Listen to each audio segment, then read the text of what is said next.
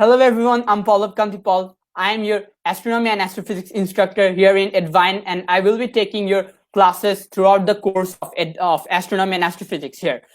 I have participated in a lot of astronomy and astrophysics competition. I have been the Bangladesh team member in 2019 and 2020 in International Astronomy Olympiad.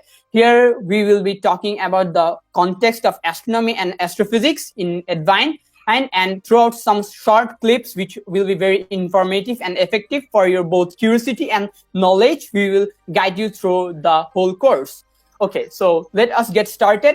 The first thing is the astrophysics. Okay, so what does this astrophysics and astronomy? The fundamental difference between both these two, astronomy and astrophysics, is simple. This astrophysics involves many mathematical explanations. So whenever you give an explanation or whenever you give a hypothesis, you must give a mathematical background. And in astronomy, there are not that much mathematical processes and mathematical explanation and analytic information you have to give. There are not that much. So this is one of the core difference between astronomy and astrophysics. So let us get started from the very basics. So we all know what a planet is. We all know Mercury, Mars, Jupiter, Venus. These all are planets, including our own home Earth. Okay. So, but there are when we study astronomy or astrophysics, we can't call anything a planet. We need certain conditions that a celestial object has to fulfill. When a celestial object fulfills that certain condition, we call that a planet.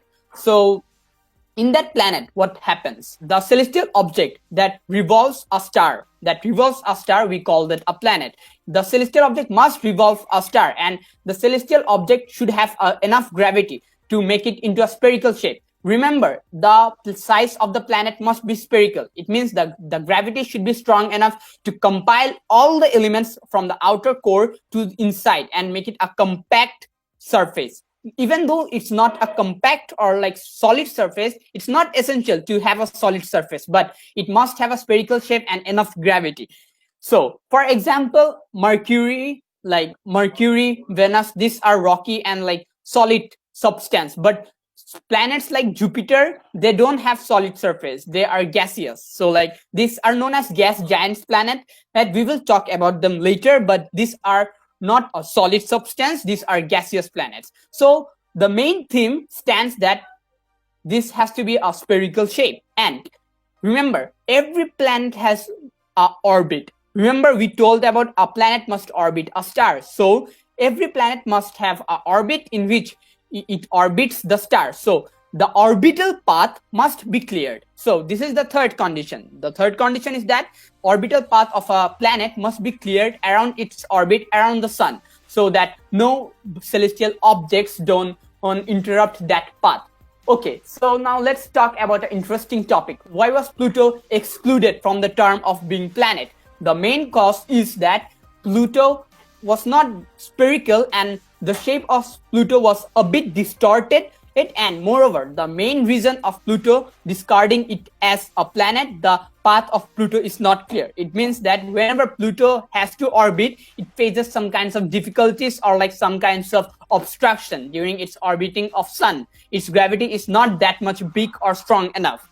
Okay, so this was the condition under which we can term an object to be a celestial body. So this celestial body can be called a planet only then when we fulfill these three conditions.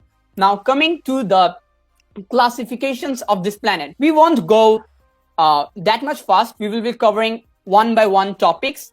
Okay, now we are going to talk about some inferior planets and superior planets. In our solar system, there are planets. Okay, so these planets needs to be divided into two kinds for our easier mathematical explanations, and like for easier calculations, we need to divide these planets into two kinds.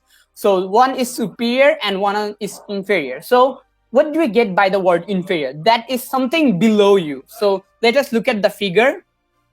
Okay, so in the figure we see our orbit. Let me explain this. So we see our orbit, this orbit. Okay, like this orbit is the orbit that is inside the Sun and Earth's orbit. Mercury, Venus, these are the planets that are inside Earth's orbit. This orbits planet, which are Mercury and Venus, these are our inferior planets. Now this we can see that this inferior planets have a angle of elongation. We will learn how to calculate the distance and how to take different approximations from this angle of elongation. Okay, now coming to the fact of superior planets. So this superior planets is just the exact opposite term.